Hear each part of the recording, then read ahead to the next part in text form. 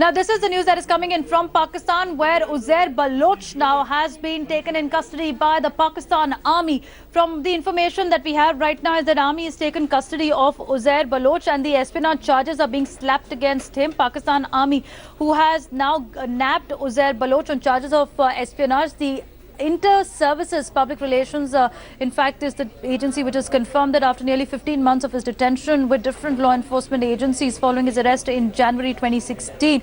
Now, Baloch was apprehended by rangers from the outskirts of Karachi in January last year while he was attempting to sneak in Pakistan. He had fled the country following the launch of an operation in Megapolis against criminal elements in 2013. Now, it is been confirmed from Major General Asif Ghafoor's Twitter handle as well that Uzair Baloch has been taken into military custody under Pak Army Act. My colleague Kaswar is joining us now. Kaswar, give us more details.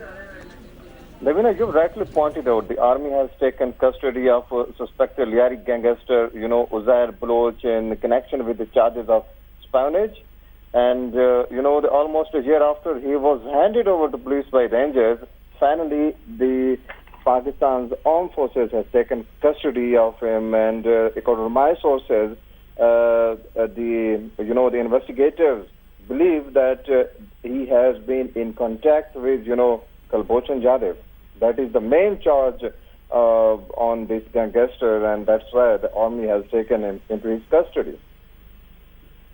Kaswar, in fact, what sources are also indicating is a Pak's larger plot in nabbing Uzair Baloch by the army, that is, army has taken in the custody of Uzair Baloch, is to link him with Kulbhushan Jadhav, the Indian who's been arrested by Pakistani authorities on the false charges of spying. And here's what India has now said.